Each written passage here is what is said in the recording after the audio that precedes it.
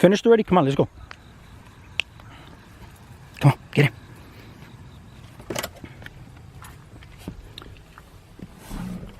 Well, Pharaoh, we're going to continue on, all right? Because it's all about you. This topic is about you, all right? This topic is about you, all right?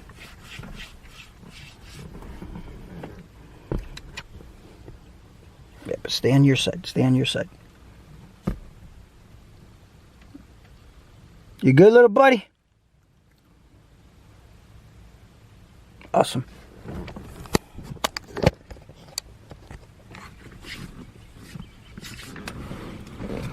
Moving on. In this topic, I'm going to talk about how your dog food, all right, may be killing your dog and you may not even know it, all right?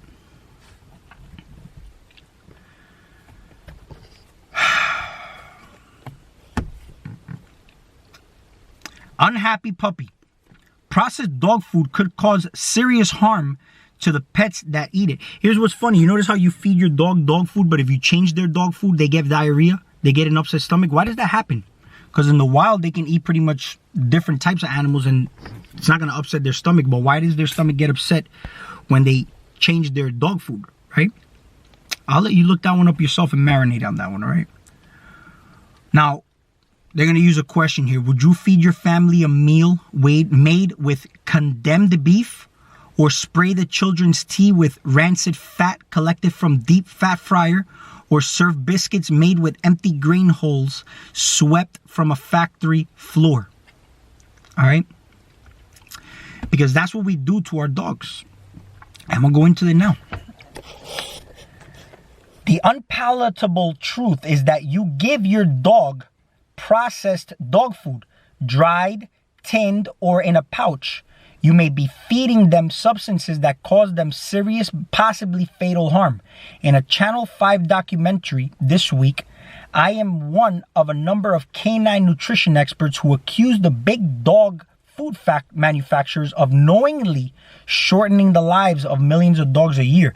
You can look at this in a spiritual way, and you'll know that people become very attached to their dogs, very attached, right?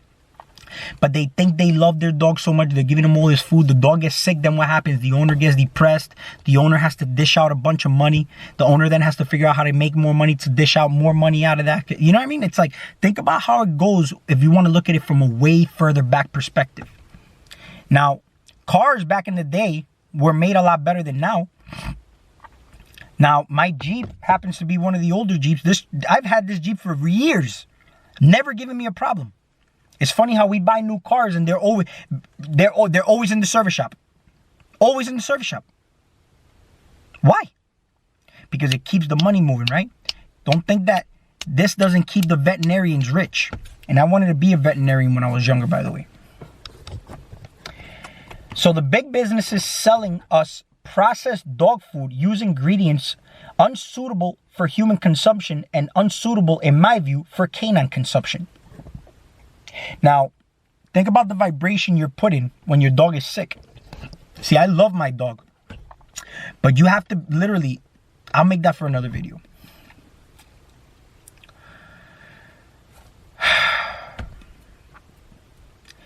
They make vast profits from something that would otherwise be thrown away. And it is as a consumer scandal waiting to happen. So here's the funny part.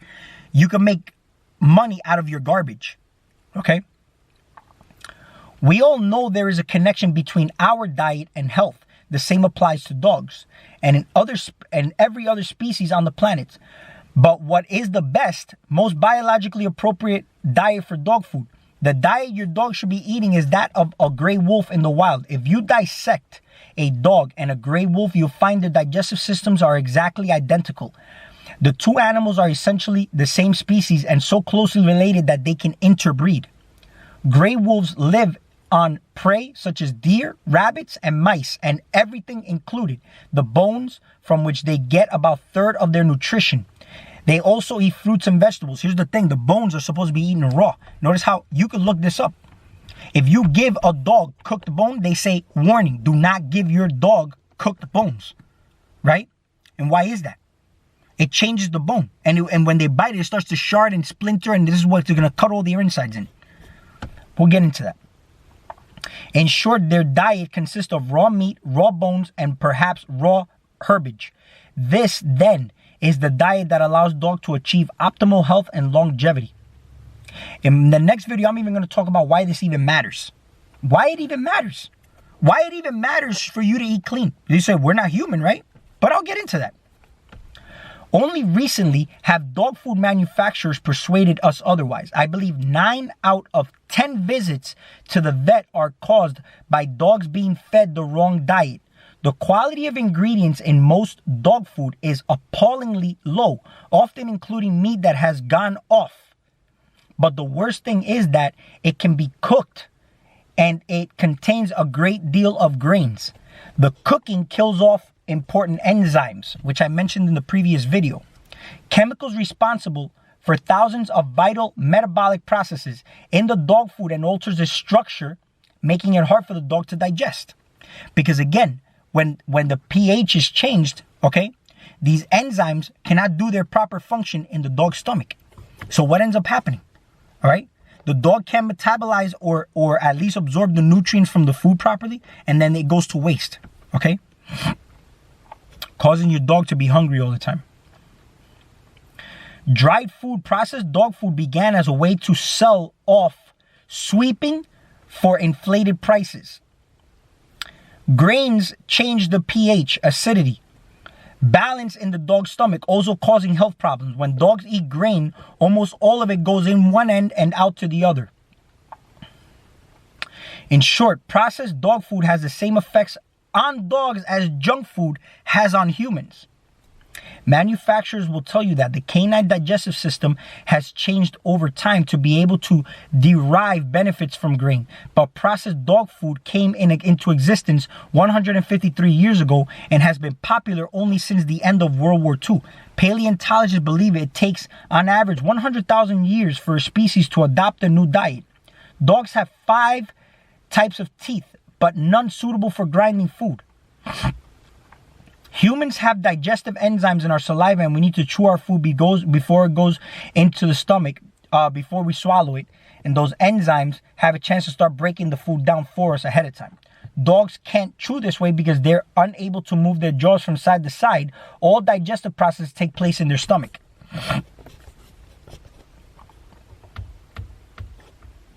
You may think your dog gulps his or her food because they are greedy, but they are just trying to get it all where the digestion actually occurs as fast as possible, which is their stomach.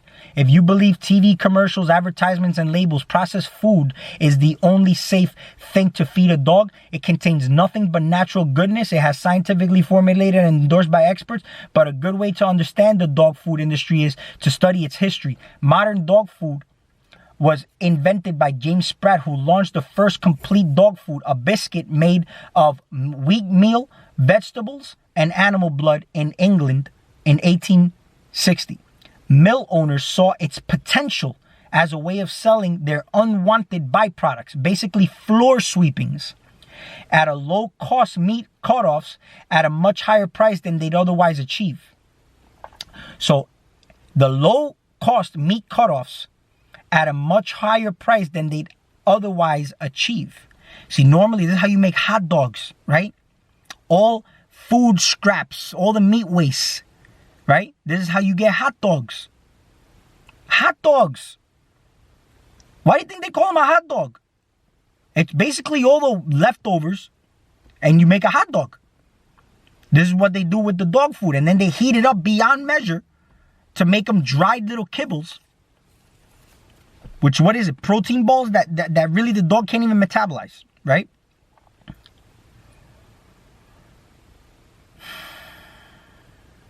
From day one, dog food producers made extravagant claims for their products and paid vets for endorsements.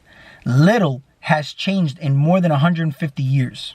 So this is what I'm telling you about. They pay veterinarians, they pay all endorsements. And then when people see that in a vet office, they think that it's awesome food. Because whenever I used to take my dogs to the vet, I'd be like, yo, that's got to be the best food because the vets are the ones selling it here and promoting it. So I used to rely on that, and I would go into the veterinarian and buy those dog foods, right? But it's all good.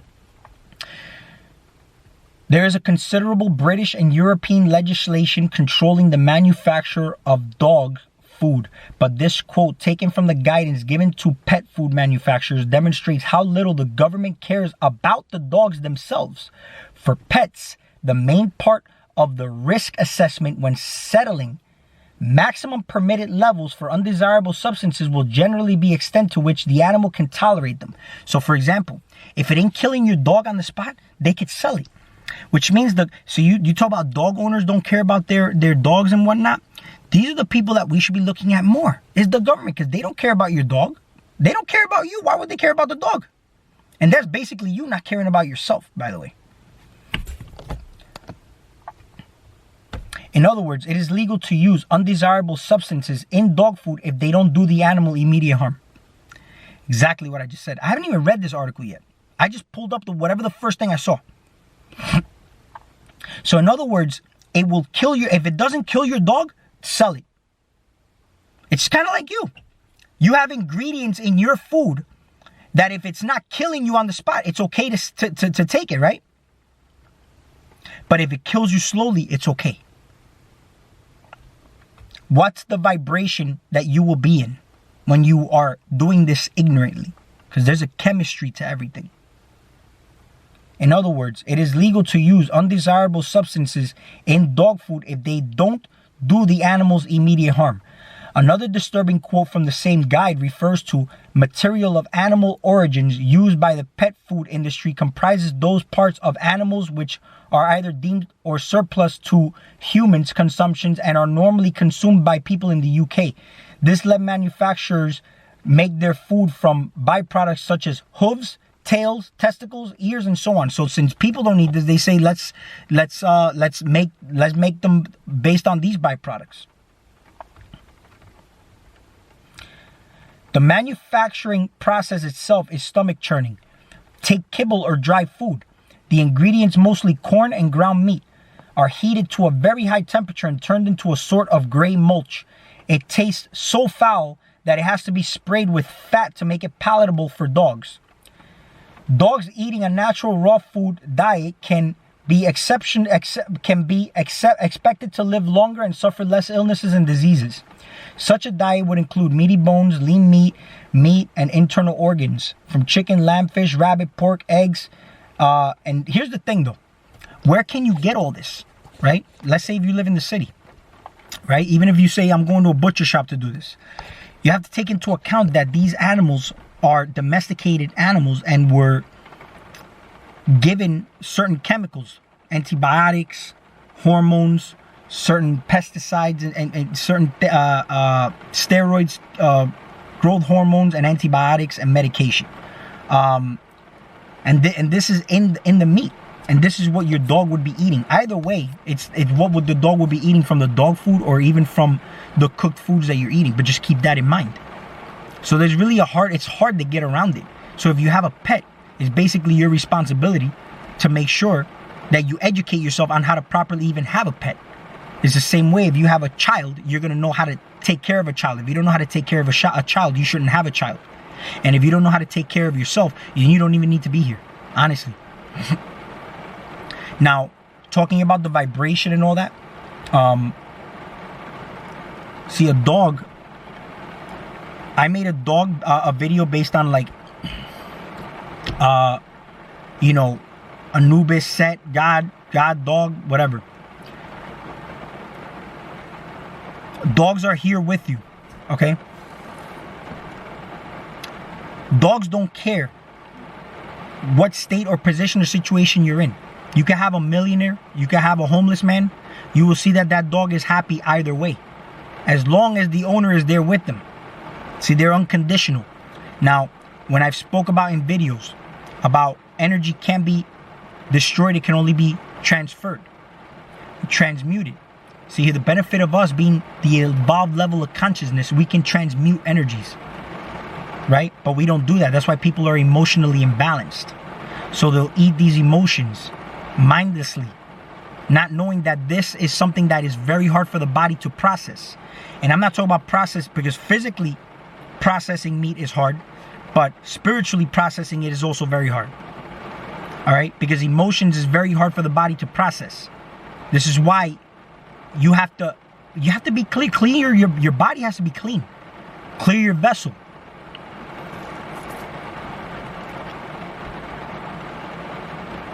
This is where the whole concept of prayer came in. People would pray over their food, right? But instead we forgot that even. Because what we do is we pray to an external God to bless us and to appreciate our food and thanking him for the food that we have. Thanking this external God for the food that we have. You gave all your power away there. When in actuality, prayer is meant for you to literally transmute this energy with your intent. That's what prayer is. Now, dogs don't need to worry about all this. You know why? Because dogs are already unconditional love. They're able to process the meat, but they're also able to process these emotions.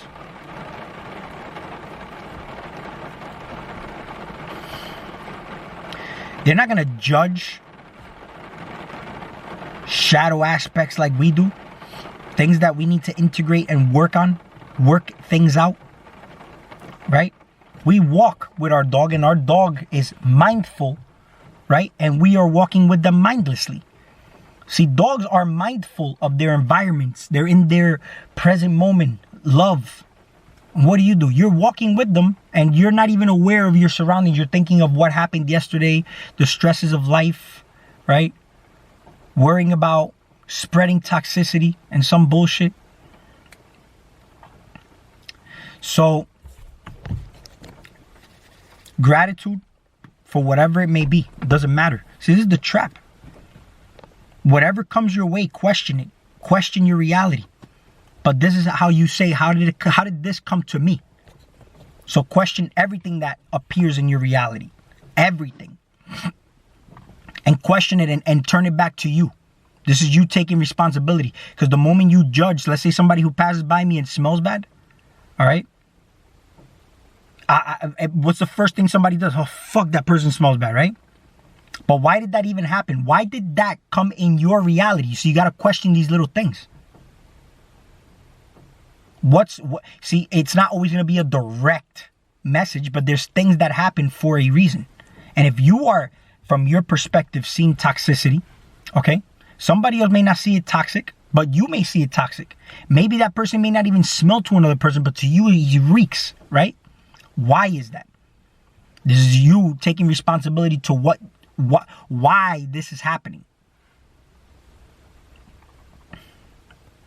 But you're not going to go and tell that guy to take a shower. You would figure out where it is that you are rotting or what's rotting in your life that you're not attending to. Be the change you want to see. See, I could have been like, this could be an attack video and stuff like that, but it's not an attack video. This is mainly me just doing what I do. Putting out information. In appreciation, by the way. Because it stimulated me to make a video and put more of me out. You get what I'm saying? Think about this though. Think about how much you put out. That's a service to people, which is literally you. Extensions of you. You nourish others, you're going to nourish yourself.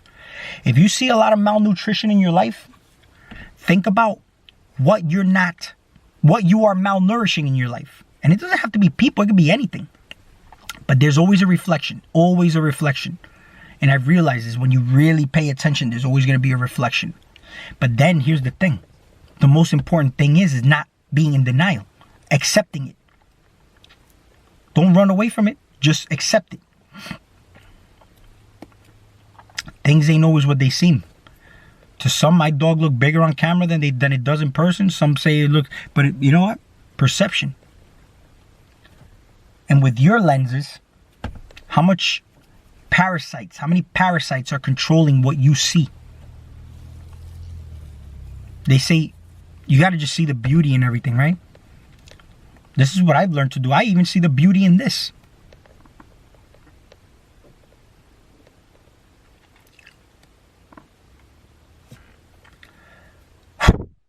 But we'll talk soon.